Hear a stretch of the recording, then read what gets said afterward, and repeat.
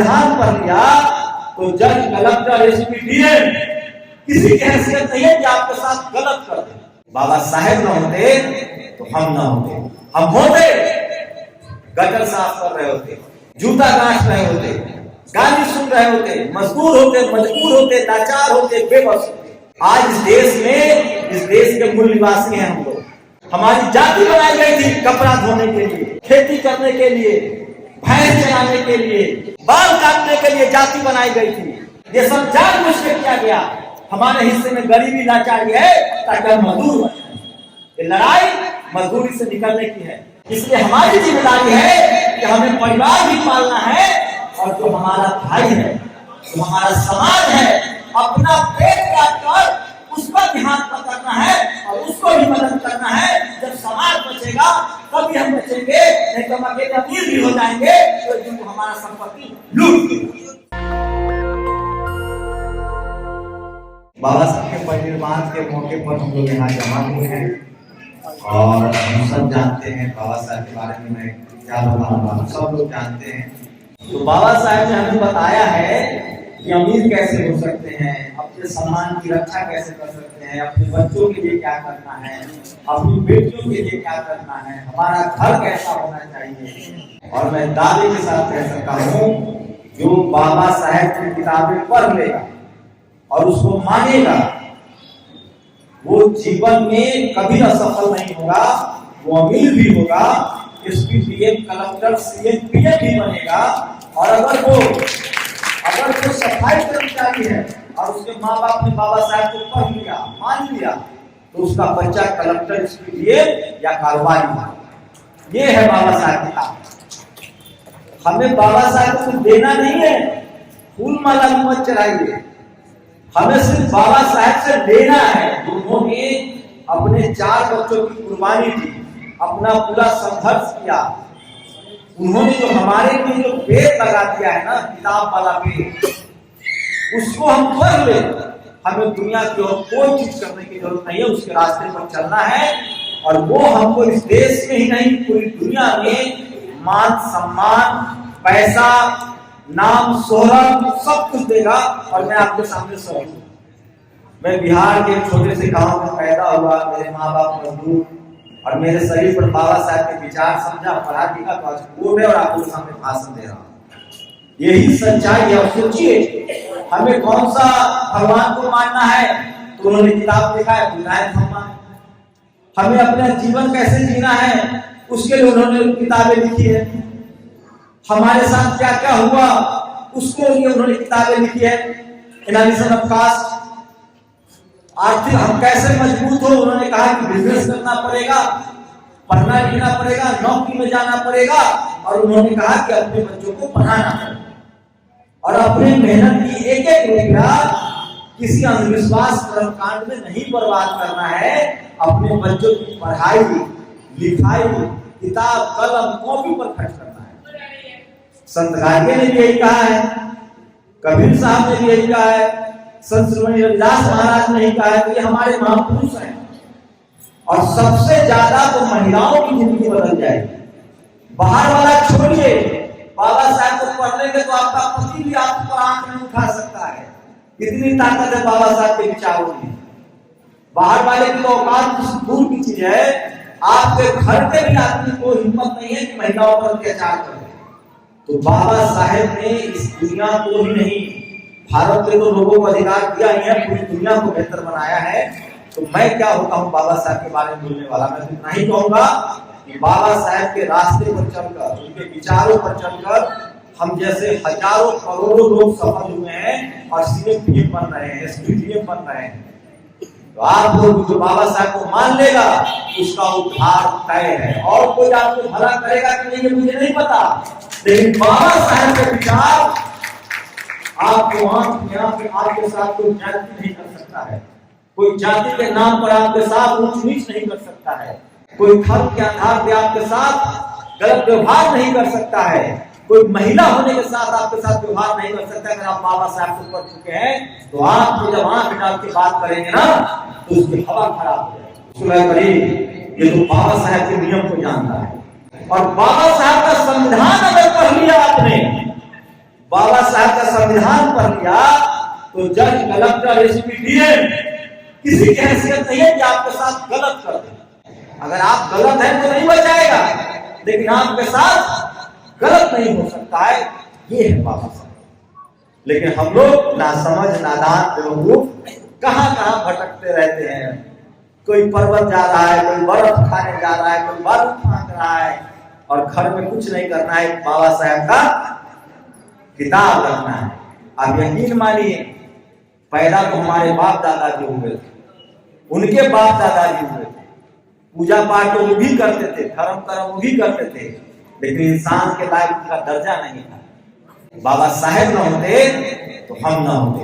हम होते गटर साफ कर रहे होते, जूता गांठ रहे होते, गाली सुन रहे होते, मजदूर होते, मजबूर होते, लाचार होते, बेबस होते। आज इस देश के मूल निवासी हैं हम लोग, दलित, पिछड़े, आदिवासी। बाबा साहब ने नाम दिया है, जाति कभी मत बोलिए। कोई कहे ना कि कौन जात हो तो कहे कि रिश्तेदारी करनी है क्या, उसे सीधा कहिए मेरा संवैधानिक नाम है, मेरे बाप ने दिया है, बाबा साहब ने दिया है, मैं एसटी हूं, एसटी हूं, ओबीसी हूं, ये हमारा संवैधानिक नाम है। जातियों में हमको जिसने बांटा था, बाबा साहब ने 1947 में काम शुरू किया, 1950 में कहा जाति नहीं रहेगी इस देश में, हमारी कोई जाति नहीं है, हमारा एक संवैधानिक नाम है, हम एससी हैं, एसटी हैं, ओबीसी हैं। हम कोई जात हमारा नहीं है, हम इंसान हैं, हम इस देश के मेहनत कश लोग हैं। लेकिन जो लोग जाति में हमको बांटे थे, वो आज भी जाति के नाम पर हमको लड़ाते हैं और हम लड़ रहे हैं। सब जाति जिसने बनाई वो बहुत शातिर था, हर किसी के नीचे एक जाति बना दी। बाबा साहब ने उसको पलट दिया। हजारों जातियों को उन्होंने एससी, एसटी, ओबीसी कहा है, और एससी, एसटी, ओबीसी के रूप में आपके बच्चे, आपका संविधान में अधिकार है, कलेक्टर बनने का अधिकार है, एसपी बनने का अधिकार है, डीएम बनने का अधिकार है, सीएम, पीएम बनने का अधिकार है, एमपी, एमएलए बनने का अधिकार है। तो हम वो काम करेंगे ना जो हमको अमीर बनाए, ताकतवर बनाए, इज्जतदार बनाए।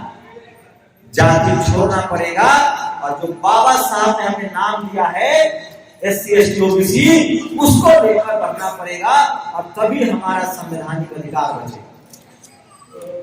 ये सब बाबा साहब ने कहा है। और एक बात सुन लीजिए, डेमोक्रेसी है, लोकतंत्र है, बाबा साहब ने हमको रास्ता बताया, वोट का अधिकार दिया है। अगर हमारे पास वोट का अधिकार न होता तो हमें कुछ न मिलता। हमारे पास जमीनें नहीं थी, आज भी नहीं है, बिजनेस नहीं है, हम पढ़ नहीं सकते थे, साथ में बैठ के खा नहीं सकते थे। क्या क्या नहीं हुआ है, मैं नहीं जाना चाहता हूं बातों में। सवाल है उसे निकलना कैसे। निकलने का रास्ता है बाबा साहब का संविधान जानना। एक किताब पढ़ लीजिए और आंख में आंख डालकर बात कीजिए मनुवादियों से, जातिवादियों से।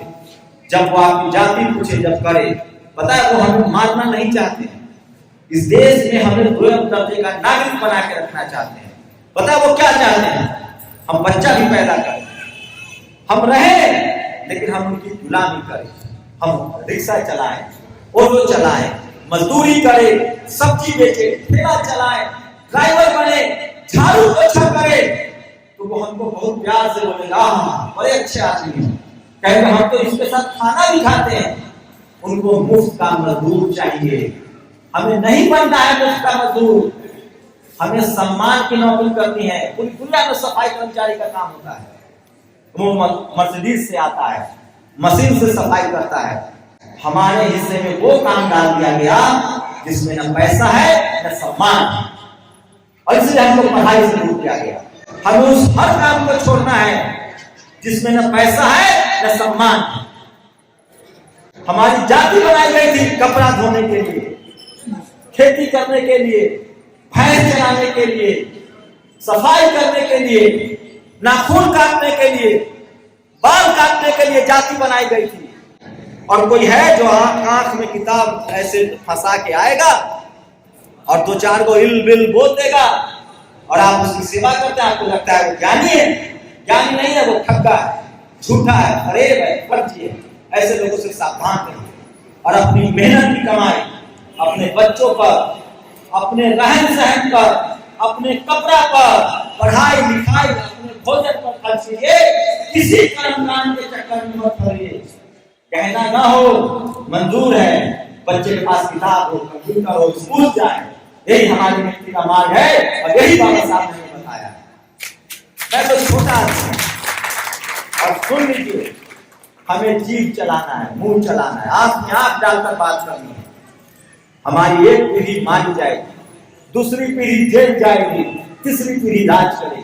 कभी सोचा है आपने क्या ये भगवान का किया हुआ है? इस देश के 90% लोग गरीब हैं, लाचार हैं, बेबस हैं।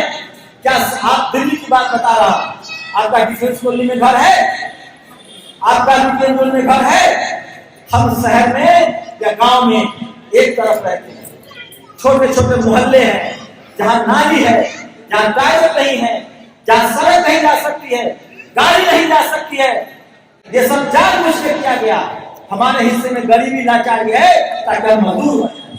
ये लड़ाई मजदूरी से निकलने की है, ये लड़ाई अपने सम्मान की है, ये लड़ाई अमीर बनने की है। और उसका एक ही रास्ता है, वोट का रास्ता। अगर वोट का रास्ता नहीं होता तो ये हमको और नहीं पूछता। अपने वोट का इस्तेमाल हमें अपने समाज की भलाई के लिए, अपने बच्चों की भलाई के लिए, अस्पताल के लिए, स्कूल के लिए, दवाई के लिए और इस देश की सुरक्षा के लिए करना है। बाकी किसी धर्म के नाम पर वोट नहीं देना है। ये तय करना पड़ेगा आप लोगों को, राजनीति करनी पड़ेगी। और मैं तो पत्रकार हूं, ये टीवी अखबार देखना बंद कीजिए, ये फिल्में बंद कीजिए। उसमें आपको बहकाया जाता है। जो गाय पालेगा वही दूध खाएगा ना। जो फिल्में बना रहा है उसमें दलित, पिछड़ा, SC ST OBC के लोग नहीं है। वो आपको रोज अफवाह सुनाते हैं, वो कर्मकांड बताते हैं और चाहते हैं कि आप इसी में फंसे रहें। इसलिए मैं कह रहा हूं, इस दुनिया में हमको कोई नीचे नहीं दिखा सकता है। हमारे बाप दादाओं ने किसी का चोरी नहीं किया है, किसी का लेके नहीं भागा है, किसी का बेईमानी नहीं किया है, किसी का रेप नहीं किया है। ये सब झूठ है कि हम लोग गरीब है, लाचार है, लेकिन हम चोर नहीं है, हम दंगाई नहीं है, हम लोग ईमानदार आदमी है, मेहनत कश आदमी है। अरे हमसे काम करवा के पैसा नहीं दिया जाता, हम फिर भी चुपचाप चले आते हैं। हम लोग इस देश को बनाने वाले लोग हैं, सड़कें हम बनाते हैं, बिल्डिंग आप पूछे, जब बिल्डिंग बनाओ पूछे कौन लोग हैं, सड़कें कौन लोग बना रहा है, फैक्ट्री में कौन काम कर रहा है। हम लोग इस देश के मालिक हैं, इस देश को बनाने वाले हैं और हमने मजदूर बना दिया। इसलिए हमें पढ़ना लिखना है और उन जगहों पर जाना है। हमें हाईकोर्ट, सुप्रीम कोर्ट जाना है, मीडिया में जाना है। और ये आसान है, ये भाषण नहीं दे रहा हूं मैं, ये पढ़ाई से वो रास्ता तय होगा, बिजनेस से वो रास्ता तय होगा, व्यापार से वो रास्ता तय होगा। और सबसे बड़ी बात है, हम गरीब हैं, कमाते हैं अपना, खाते हैं अपना, तुम्हारा नहीं सुनेंगे। अगर कोई हमारे साथ बुरा व्यवहार करे तो उसकी आंख में आंख डालकर बात कीजिए। और सुनिए, हम लोग दिमागी रूप से कमजोर बना दिया गया। शरीर हमारा कमजोर नहीं है, शरीर हमारा मजबूत है, हम दिमागी रूप से कमजोर है।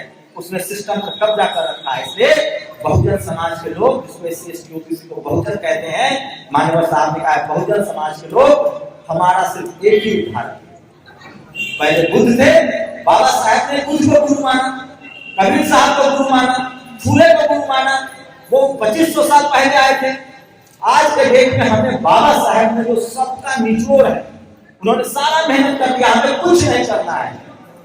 हमें बाबा साहेब ने बुद्ध, भगवान बुद्ध, कबीर, रविदास, फूले सबके विचार को एक किताब में समाहित कर दिया है। और इस किताब को हमें पढ़ना है, लिखना है, अपने घर में रखना है, इसी की पूजा करनी है, इसी को पढ़ना है। यही हमारा अधिकार है और यही हमें सम्मान, अधिकार और हमारे बच्चे के भविष्य को बचाएगा। यही मैं कहने आया हूँ आप लोगों से। आप लोग इतनी संख्या में, सब लोग समझदार हैं।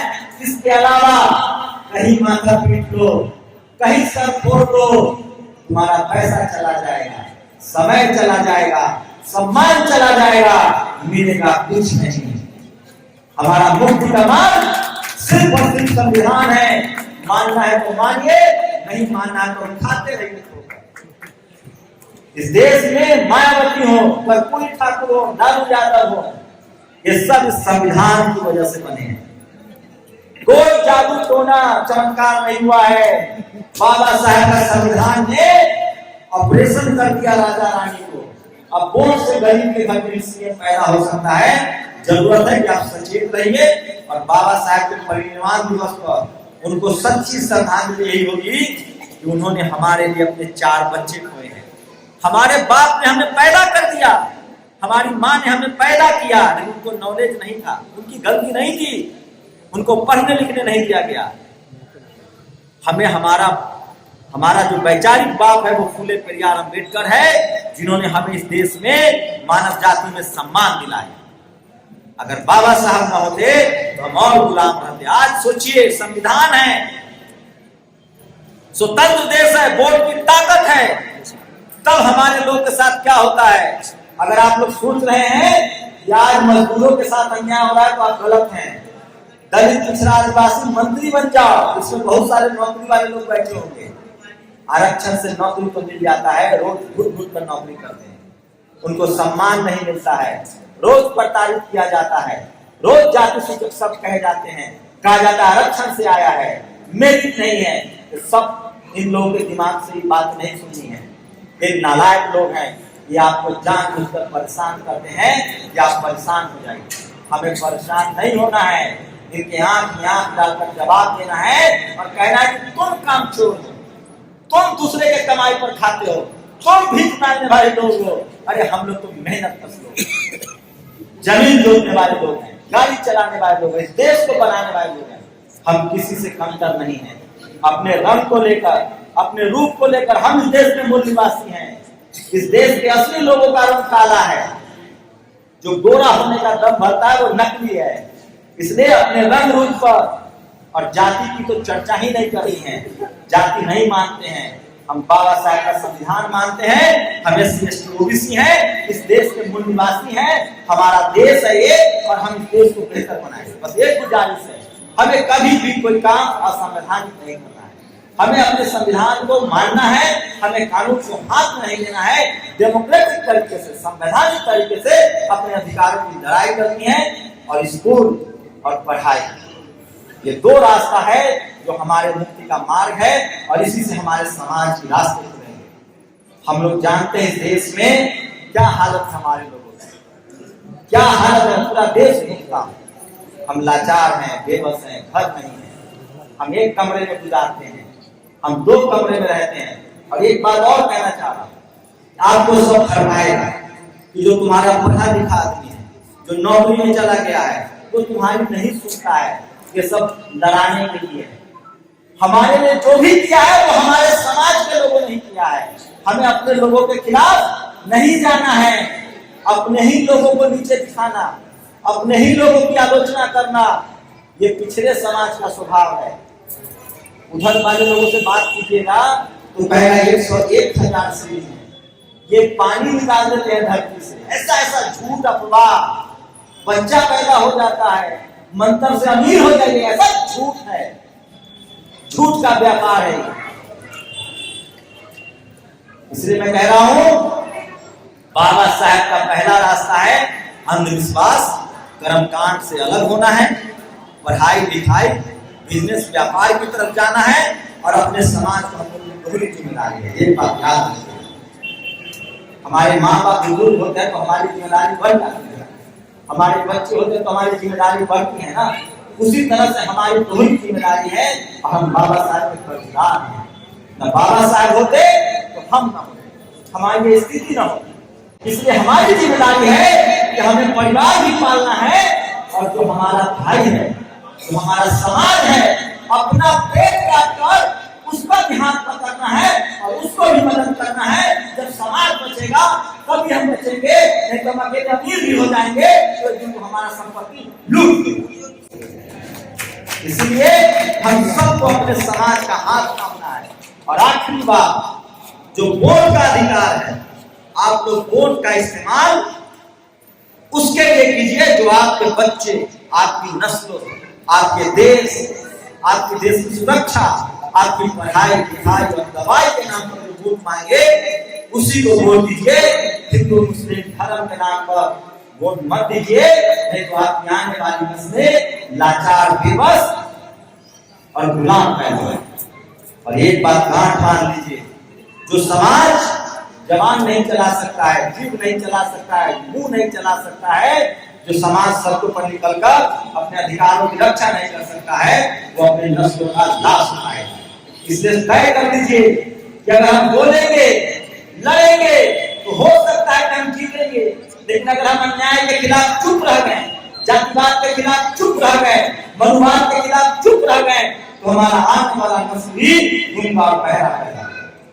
आज जो लोग जिनके बाप दादा लड़े, आदिवासी तहसील सोरेन लड़े, जेल गया, उनका बेटा सीएम है, मायावती जी लड़ी, मुख्यमंत्री बनी, मुलायम सिंह लड़े, मान्यवर साहब लड़े, लाल यादव जेल गया, उसका बेटा मुख्यमंत्री है। हम लोगों को जो भी मिला है वो मेहनत से मिला है, इसलिए हमें अपने संवैधानिक अधिकारों को बचाना है। और यकीन मानिए, जब तक संविधान बचेगा हम सब बचे रहेंगे। इसलिए हम सबको मिलकर 12 साल का संविधान बचाना है, तब हम सब सुरक्षित रहेंगे। और यही सबसे बड़ी श्रद्धांजलि होगी। आप लोग का बहुत बहुत शुक्रिया। जय भीम, नमो बुद्धाय। नेशनल दस्तक की आपसे गुजारिश है कि अगर इसको बचाना चाहते हैं तो नेशनल दस्तक को सब्सक्राइब करने के लिए रेड कलर के सब्सक्राइब बटन को दबाएं, फिर बेल आइकन की घंटी दबाएं। नेशनल दस्तक को बचाने के लिए बहुत जरूरी है कि हर खबर को शेयर करें, लाइक करें, कमेंट जरूर करें।